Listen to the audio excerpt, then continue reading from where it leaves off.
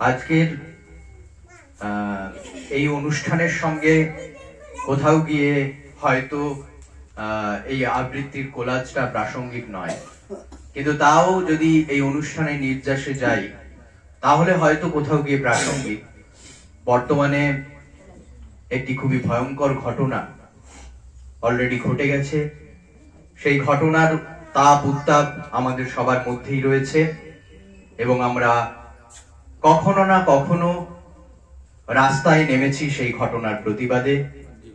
ফলে সেই ঘটনাকেই আমাদের উপস্থাপনা, সেই ঘটনার প্রতিবাদ জানিয়ে আমাদের আবৃত্তির কোলাজ। মানুষ সভ্যতার অঙ্গ হিসেবে এই সমাজ গড়ে তুলেছে। এই সমাজকে যদি একটা গোটা আকাশ ধরা হয় তাহলে নারী আছে তার অর্ধেক অংশ জুড়ে। কবি বলেছেন, বিশ্বে যা কিছু মহান সৃষ্টি চিরকল্যাণকর, অর্ধেক তার করিয়াছে নারী, অর্ধেক তার নর। সমাজ পরিবর্তনের ইতিহাস পড়লে আমরা জানতে পারি একটা সময়ের পর পুরুষ সম্পত্তির অধিকারকে প্রতিষ্ঠা করার জন্য নারীদের গৃহবন্দী করতে শুরু করেছিল। তখনও সমান অধিকার না থাকলেও সমাজে নারীর অবদান কিছু কম ছিল না। অধিকার অর্জনের জন্য যুগের পর যুগ অনেক লড়াই করতে হয়েছে নারীদের। আজ আমরা একবিংশ শতাব্দীতে এসে পৌঁছেছি। নারীরা এখন অনেক স্বাধীন, সমস্ত রকম পেশায় তারা কাজ করছে। কিন্তু কোথাও গিয়ে মনে সংশয় জাগে, নারীকে দেখার দৃষ্টি কি আদৌ বদলেছে? হয়তো বদলায়নি। তাই নির্জন রাস্তায় সন্ধেবেলা চলতে গেলে একটু অস্বস্তি হয়। রাত হয়ে গেলে বাড়ির লোককে রাস্তায় আনতে আসতে হয়। তবু কামদুনি, কাটোয়া, উন্নাও, হাতরাসের মতো শিহরণ জাগানো ঘটনা ঘটে চলে। তখন নীরবে চোখের জল ফেলা ছাড়া সঙ্গী থাকে না কিছুই। কিন্তু কর্মক্ষেত্রে হাসপাতাল ভরা লোকের মধ্যে কেউ ধর্ষিতা হয়ে খুন হতে পারে, এটা হয়তো এর আগে কেউ কল্পনাতেও আনতে পারেনি। তাই এবার মানুষ আর সয়ে যেতে পারলো না। দীর্ঘদিনের অবমাননা, ক্ষোভ, ঘৃণা জমতে থাকা সুপ্ত আগ্নেয়গিরির মুখ গেল খুলে। শুরু হলো অগ্ন্যুৎপাত। আমার শহর বদলে গেছে আগস্ট মাসের রাতে। আমার শহর বলছে এসে, হাতটা রাখো হাতে। আমার শহর মারছে দেখো প্রতিবাদে প্রতিরোধে।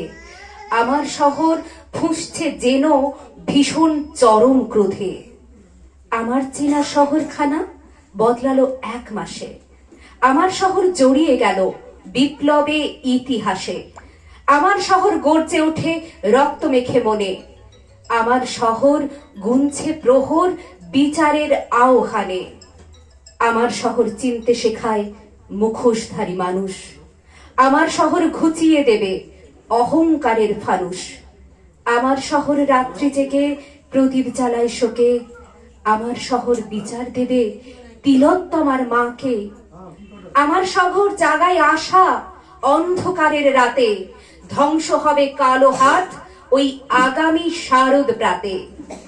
আমার শহর দেখিয়ে দিল সহ্যের সীমা শেষ। শাসক তোমার দাপট এবার হবে যে নিঃশেষ। আমার শহর দু চোখ দিয়ে রক্ত ঝরায় মাগো। আমার শহর আবার তুমি নতুন করে জাগো। আমার শহর রঙিন ছিল জুলাই মাসের রাতে। আমার শহর বদলে গেল আগস্ট মাসের প্রাতে। পিছতে পিছতে যখন দেওয়ালে পিঠ থেকে যায়, তখন আর কোনো দিকেই যাওয়ার রাস্তা থাকে না।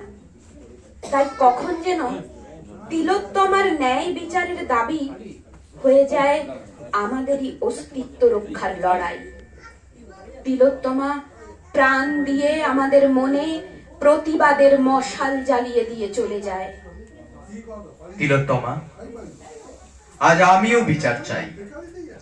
দোষীদের আর দোষীদের যারা পোষে, অথচ কিভাবে চাওয়ার অধিকার পাই, সব দেখে শুনে আমিও তো থাকি বসে। তিলোত্তমা, আমিও তো নিত্য অনুকূলে পথ হাঁটি, প্রতিকার চাওয়া জনসমাবেশ অনেক দিনের অচেনা, মেনে নেওয়া ক্রমে মগজে গেড়েছে ঘাঁটি। বিশেষ কাউকে দোষ দিতে মন সম্মত হচ্ছে না। তিলোত্তমা, আজ আমারও বিচার চাই। উদাসীনতার, নিষ্ক্রিয়তার, ভীরুতার চাই ফাঁসি। কোনো দিন যেন আর না পিছিয়ে যাই, ন্যায্য দাবিতে দৃঢ় থাকি যেন বাকিদের পাশাপাশি। শির দাঁড়া যেন অত্যাচারীর সামনে পড়ে না নুয়ে। তিলোত্তমা, এ অঙ্গীকার তোমার হত্যা ছুঁয়ে। একজন প্রতিবাদী ডাক্তার শুধু সুস্থ স্বাস্থ্য পরিষেবা দিতে চেয়েছিলেন আমাদের। তার জন্যই জীবন দিয়ে মূল্য দিতে হলো তাকে। একটা জীবন নাড়িয়ে দিয়ে গেল সবার বিবেককে। রাস্তায় নামলেন অগণিত মানুষ। দুর্নীতির কালো জাল যা সম্পূর্ণ স্বাস্থ্য ব্যবস্থাকে আষ্টে পৃষ্ঠে বেঁধে রেখেছে, সেই জালকেও ছিন্ন করা সম্ভব দেখলাম আমরা। ক্রন্দনরতা জননীর পাশে এখন যদি না থাকি, তবে কেন এ লেখা, কেন গান গাওয়া, কেন তবে আঁকা আঁকি? নিহত ভাইয়ের সব দেহ দেখে নাই যদি হয় ক্রোধ, কেন ভালোবাসা, কেন বা সমাজ, কিসের মূল্যবোধ? যে মেরি খোঁজ ছিন্ন ভিন্ন জঙ্গলে, তাকে পেয়ে আমি কি তাকাবো আকাশের দিকে বিধির বিচার চেয়ে? আমি তা পারি না। যা পারি কেবল সেই কবিতায় জাগে আমার বিবেক, আমার বারুদ বিস্ফোরণের আগে। কিন্তু এখানেই তো সব শেষ নয়। তিলোত্তমার বিচার আজও অধরা থেকে গেছে। বিচারহীন ভাবে 4 মাস কেটে গেছে।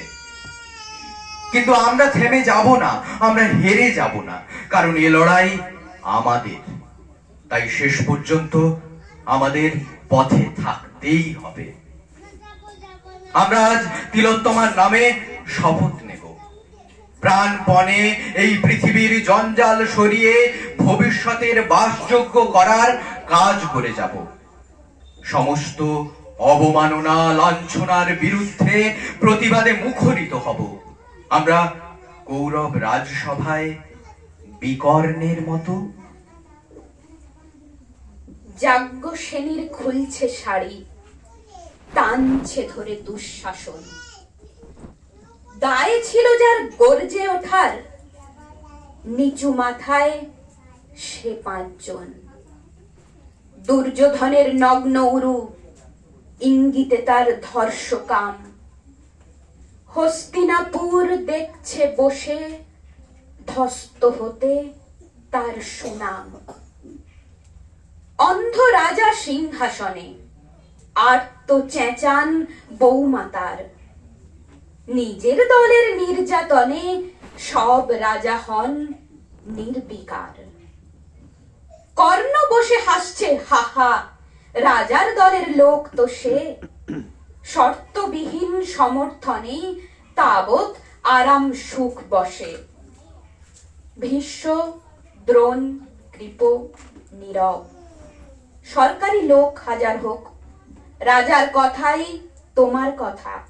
তুমি যখন রাজার লোক। খল শকুনি দেখছে সব, বস্তুত সে ধ্বংস চায়। ঘরের মাটি লাল হয়ে যাক দেশ বিভাগের যন্ত্রণায়। সুশীল সভায় ঘটছে যখন রাজ অপরাধ জঘন্য, ঠিক তখনই তার বিরোধে চেঁচিয়ে ওঠেন বিকর্ণ। বিকর্ণ নন কেউ কেটা লোক, 100 ভাইয়ের একজনা। তেমন করে এর আগে কেউ তার কথাটাই জানতো না। যতুগৃহে কাড়েননি রা, অন্তত তা নেই লেখা। ভীমকে যখন বিষ খাওয়ালেন তখনও তার নেই দেখা। কিন্তু যখন প্রকাশ্যেতেই কাড়ছে নারীর আব্রু কেউ, স্তব্ধ জিভের চুপ সাগরে বিকর্ণ হন একলা ঢেউ। চেঁচিয়ে ওঠেন রাজার কুমার যুবরাজের বিরুদ্ধেই। মহাবলী পাণ্ডবেরও তখন গলায় সে সুর নেই। রাজাও যখন নীরব থেকে সায় দিয়ে যায় ধর্ষণে, ঠিক তখনই সমস্ত যুগ বিকর্ণদের স্বর শোনে। আমরা যারা কিচ্ছুটি নই, একটি মোটে ভোট কেবল, অত্যাচারের সামনে এলে সঙ্গী শুধু চোখের জল। পোষ্য ভাবে যাব নাচে বাই, অন্ধ এবং নিকর্ণ। প্রার্থনা থাক আমরা যেন একবার হই বিকর্ণ।